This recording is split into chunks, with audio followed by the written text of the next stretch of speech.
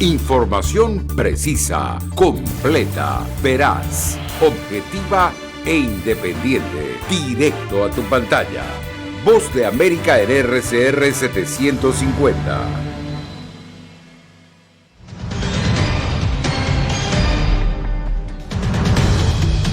Más de 6.000 casos de viruela del mono en 58 países alarman a la Organización Mundial de la Salud. Haití marca el aniversario del magnicidio de Jovenel Moïse sin esclarecer el crimen. Agradecerles a la diócesis y a todo Costa Rica por el amor con el que nos han recibido. Además, Nicaragua expulsa a 18 religiosas tras 30 años de servicio en ese país. Y 2 hispanos reciben la más alta distinción otorgada por la Casa Blanca.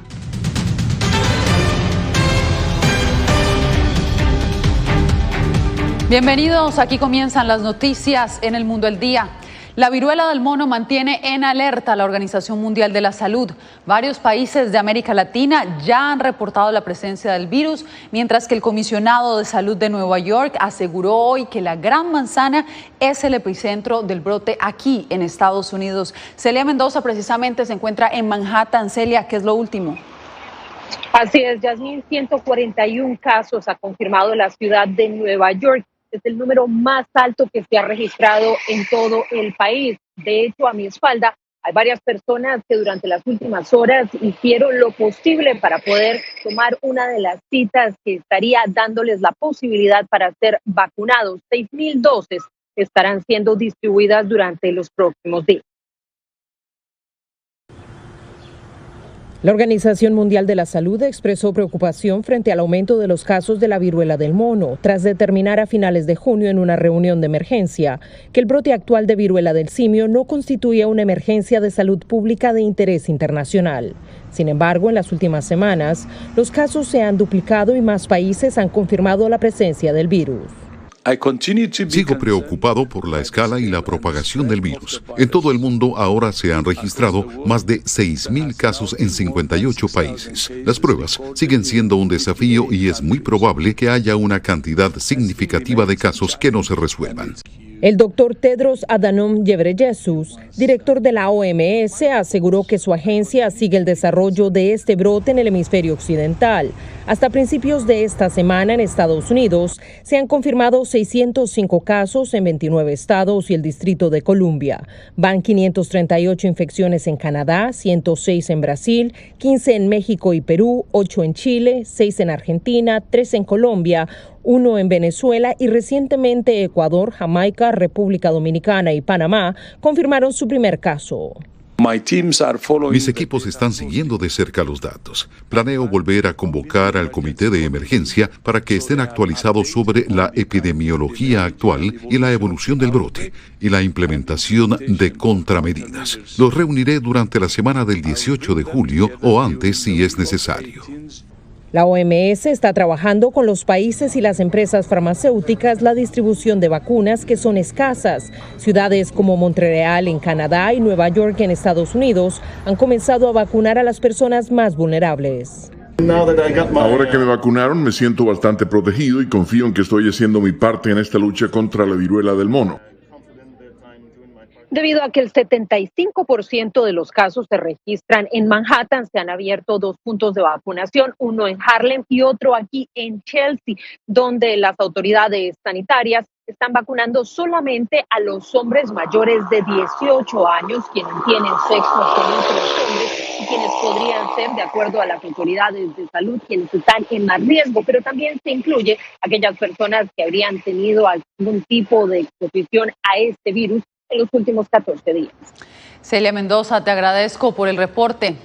Y en más noticias, hoy se cumple 1 año del magnicidio de Jovenel Moïse en Haití y a la fecha hay más preguntas que respuestas sobre su asesinato, como nos informa Diva Lizette Cash. Al cumplirse un año, pareciera que el asesinato del presidente haitiano Jovenel Moïse recrudece el declive social, económico y político del país. El sistema de justicia ha estado plagado de protestas, robos y violencia de pandillas que incluso tomaron el control del Palacio de Justicia y acabaron con cualquier esperanza de avance en la investigación del asesinato. Sobre el magnicidio, la policía de Haití arrestó a 40 personas, incluidos 18 colombianos que siguen sin comparecer ante los tribunales, mientras que en Estados Unidos el Departamento de Estado acusó formalmente a 3 sospechosos claves recluidos en una prisión en Miami en espera de juicio. A partir de este día, frente a la comunidad internacional y la nación, me comprometo a buscar la justicia hasta el final. El sistema judicial haitiano puede contar con el apoyo del gobierno. A pesar de sus debilidades, el sistema judicial debe esforzarse al máximo para localizar a los responsables y llevarlos ante la justicia. Martín Moïse, viuda del presidente, sigue exigiendo justicia. Emitió un comunicado este mes diciendo que no asistiría a ninguna de las conmemoraciones organizadas por funcionarios acusados de participar en el asesinato de su esposo. La familia Moïse no participará en actos conmemorativos apoyados por el Estado haitiano, cuyo jefe de gobierno es objeto de graves acusaciones sobre el asesinato del presidente de la República. Las protestas en Haití son frecuentes y cada vez más haitianos emigran para mejorar sus condiciones de vida. Desde la muerte de Moïse, en Haití se han aplazado las elecciones presidenciales, un terremoto dejó más de 2.000 muertos, las bandas secuestraron a 17 misioneros estadounidenses y el huracán Grace dejó en indigencia a miles de familias. Un año de tragedias que siguen hundiendo el futuro del país más pobre del hemisferio occidental. Diva Lizette Cash, Voz de América, Washington. Entre tanto, el gobierno de Daniel Ortega expulsó a 18 misioneras extranjeras de la Orden Teresa de Calcuta, quienes realizaban labores caritativas en Nicaragua desde hace 30 años. Las religiosas fueron recibidas en Costa Rica por la Iglesia Católica. En vivo tenemos justamente a nuestro corresponsal Donaldo Hernández desde San José. Donaldo, ¿cuál es la situación de las misioneras? Veamos si tenemos a Donaldo Hernández en este momento.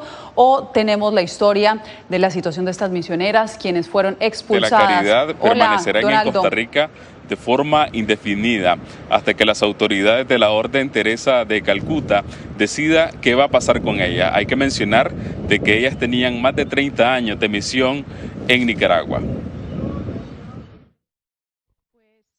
Queremos agradecerles a la diócesis y a todo Costa Rica por el amor con el que nos han recibido. Hablo en el nombre de todas mis hermanas, ¿verdad?, que hemos venido desde Nicaragua para Costa Rica. Es el sentir de las 18 misioneras de la Caridad al llegar a Costa Rica, tras ser expulsadas este miércoles por el gobierno de Nicaragua. La Madre Teresa siempre decía, obras de amor son obras de paz. La Asociación Misionera de la Caridad es una organización que fundó la Madre Teresa de Calcuta, luego de una visita que hizo a Nicaragua en 1986 durante la Guerra Civil. Las religiosas mantenían una guardería, un hogar para niñas víctimas de abuso o abandono y un asilo de ancianos. El gobierno nicaragüense las ha expulsado, que pasaron momentos difíciles de zozobra, de angustia, temerosas de su integridad física. Según el gobierno de Nicaragua, las misioneras de la Caridad incumplieron con sus obligaciones conforme a la ley. Sin embargo, organizaciones de derechos humanos aseguran que se trata de represalias políticas. Contabilizamos casi 14 religiosos en el exilio y a esto se suma el desplazamiento de las hermanas, de las monjitas de la Caridad, y del cierre de su institución. La Asamblea Nacional, controlada por el oficialismo, ha ilegalizado desde el año 2018 a más de 800 organizaciones no gubernamentales, incluidas las humanitarias como las Misioneras de la Caridad.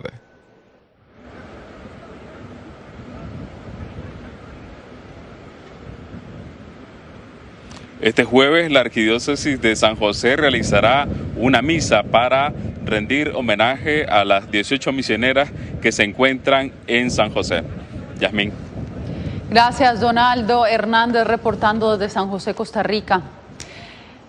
Y en otra información, los migrantes que esperan en la frontera para solicitar asilo en Estados Unidos se mantienen expectantes a que la administración Biden derogue finalmente el programa conocido como Quédate en México tras una decisión de la Corte Suprema.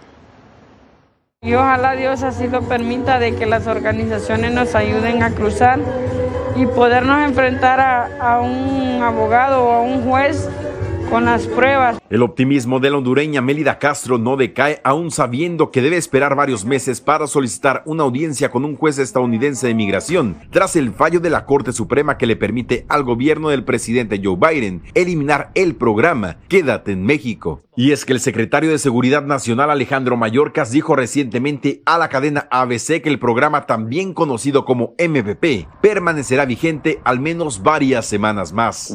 Tenemos que esperar hasta que la decisión de la Corte Suprema se comunique realmente a la Corte Inferior, a la Corte del Distrito Federal y en el Distrito Norte de Texas. Y una vez que eso ocurra, el Tribunal de Distrito debería levantar la orden judicial que nos impide finalizar el programa. Entonces tenemos que esperar varias semanas para que se dé ese paso. Mélida ha debido permanecer varios meses en Juárez, una peligrosa ciudad al norte del estado mexicano de Chihuahua. Fuimos levantados por el cártel.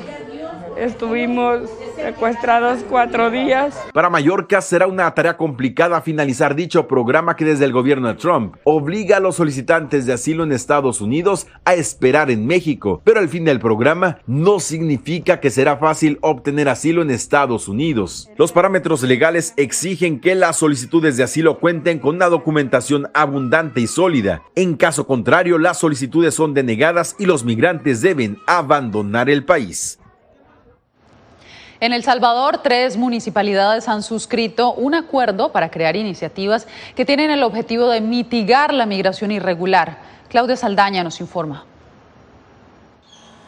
El Instituto Salvadoreño del Migrante, INSAMI, propuso la creación de una política municipal para las migraciones, en la que 3 municipios fronterizos implementarán acciones para reducir la migración en sus territorios. El municipio no tenía documentos para entender mejor la migración, no tenía lineamientos municipales para la migración y juntos con el liderazgo político municipal se decidió mejor trabajar una política migratoria. El objetivo de la política es contribuir a la prevención de la migración y desarrollar la institucionalidad municipal necesaria para trabajar en ello.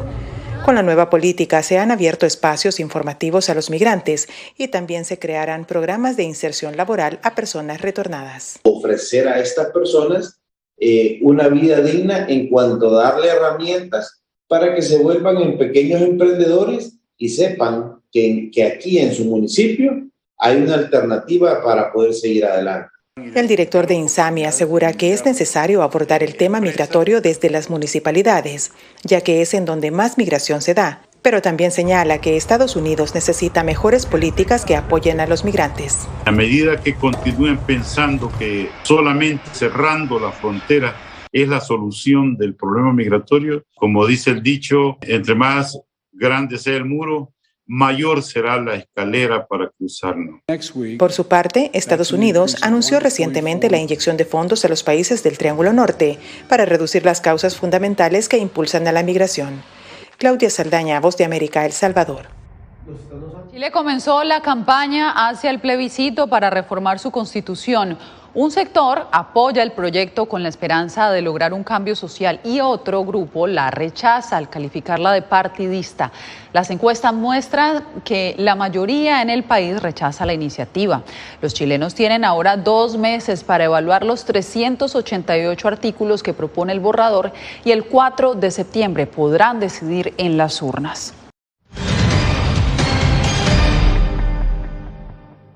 Las monedas latinoamericanas sufren una fuerte caída respecto al dólar durante una histórica inflación que experimenta Estados Unidos. José Pernalete nos explica cómo este fenómeno termina afectando los bolsillos de los latinoamericanos.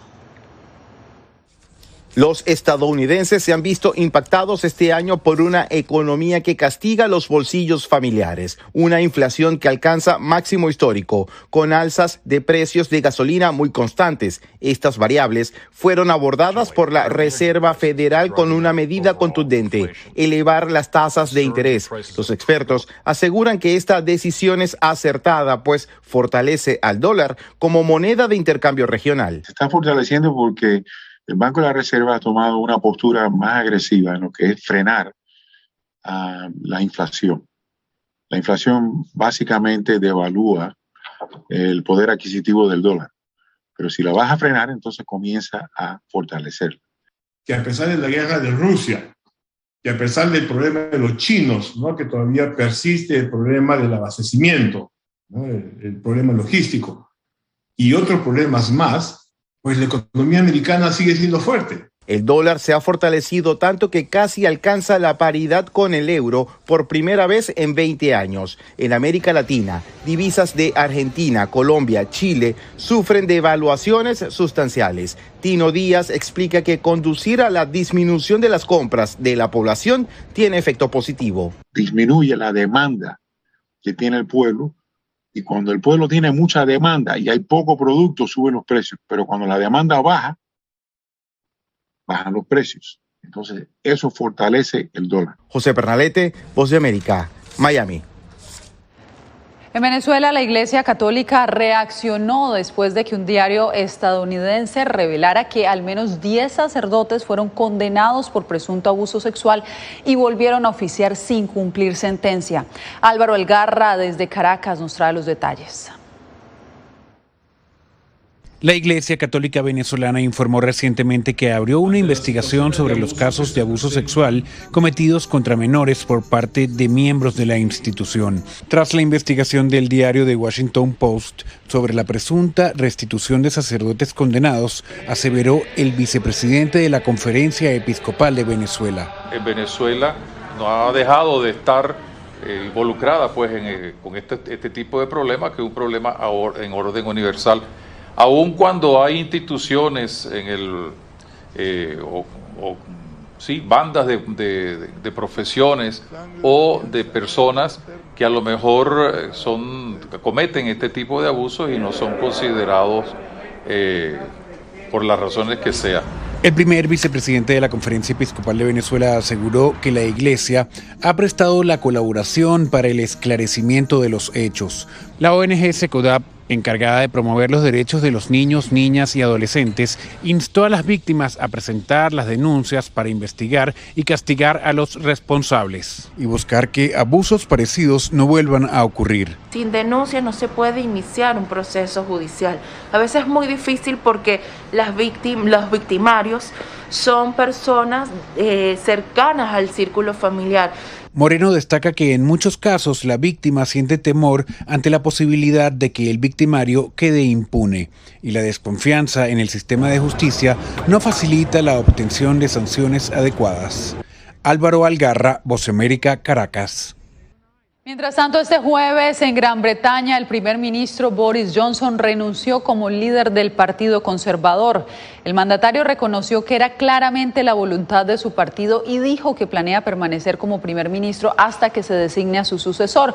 Pero un número creciente de parlamentarios conservadores le piden que abandone el cargo inmediatamente. La renuncia de Johnson se produjo después de una serie de escándalos.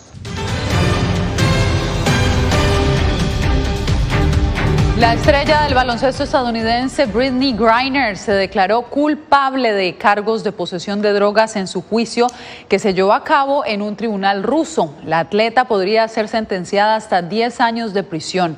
La abrupta declaración de culpabilidad se produjo en medio de un creciente coro de llamados para que Washington logre su libertad casi 5 meses desde que fue arrestada en el mes de febrero. Y el gobernador de California, Gavin Newsom, causa revuelo por un anuncio político que lanzó en el estado de Florida el día de la independencia de Estados Unidos, en el que asegura que se han debilitado las libertades en ese estado y urge a sus residentes a recuperarlas o a mudarse a California. La libertad está bajo ataque en Florida. Los líderes republicanos están prohibiendo libros, dificultando el voto, limitando la libre expresión en las aulas y criminalizando mujeres y médicos. Únanse a nuestra lucha o vénganse a California, donde seguimos creyendo en la libertad. Así comienza el anuncio político que el gobernador demócrata Gavin Newsom diseminó en Florida en medios conservadores a partir del 4 de julio, atrayendo atención nacional e internacional. Está defendiendo los valores de la mayoría de su estado. David Ayón, analista político, dice que el anuncio fue una movida ingeniosa para atacar al gobernador republicano Ron DeSantis, a quien rodean especulaciones sobre una candidatura presidencial en el 2024. Reconociendo que lo que pasa a nivel nacional, tanto en las elecciones intermedias de este año y sobre todo en el 2024, las elecciones presidenciales, le afecta a California. En respuesta, la secretaria del gobernador DeSantis tuiteó que Newsom está cada vez más desesperado por comunicarse con los californianos que se fueron a Florida huyendo de su utopía izquierdista. Newsom, que ha negado aspirar a la presidencia del país, se ha pronunciado a favor del control de armas de fuego y al derecho al aborto, firmando varias leyes para protegerlo. Le conviene mucho a Gavin Newsom mostrarse como un luchador realmente comprometido, agresivo, muy determinado en avanzar estos valores. Se proyecta que Newsom será reelecto a gobernador en noviembre. Verónica Villafañe, Voz de América, Los Ángeles. Los altos precios de la gasolina han impulsado en Estados Unidos el mercado de los autos híbridos y eléctricos. Adrián Arévalo nos dice que muchas personas han optado por esta alternativa en la que ven un ahorro a largo plazo y también beneficios para el medio ambiente.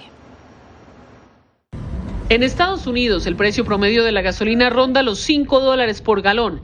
Estos precios sin precedentes han llevado a cada vez más conductores a reemplazar su auto convencional por uno híbrido o eléctrico. Me sale que es un poco más económico en agarrando un carro eléctrico. Y fíjese que ahorita también hay programas a donde le ayudan a uno a comprar ese vehículo eléctrico o híbrido. ¿Cuánto me va a ahorrar? Casi los 50% de lo que me estoy yo gastando. Como Leonel, muchos conductores buscan vehículos con sistemas alternativos. Los expertos afirman que aunque el valor inicial de los carros híbridos o eléctricos puede ser más alto, los ahorros vienen más adelante y van más allá del combustible. Hay diferentes carros. Si lo compra uno nuevo, está un poco más caro. No es doble, pero está un poco más caro el carro eléctrico. Pero hay usados, hay diferentes tipos.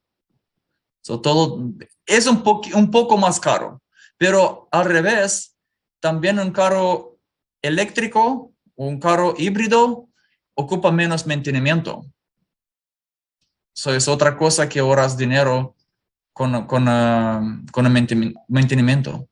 De acuerdo con la firma analítica Words Intelligence, solo al comienzo del 2022 la venta de híbridos en Estados Unidos ya había aumentado en un 76% y la de eléctricos en 83% en comparación al año anterior. Adriana Arévalo, Voz de América, Las Vegas.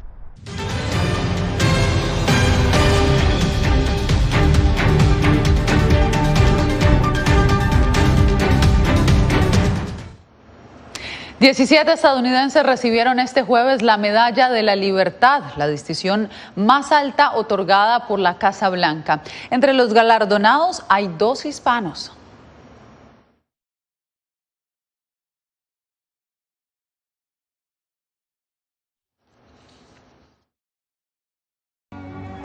La Medalla Presidencial de la Libertad es el honor civil más alto otorgado por la Casa Blanca a personas que han realizado contribuciones ejemplares a la prosperidad, los valores o la seguridad de Estados Unidos.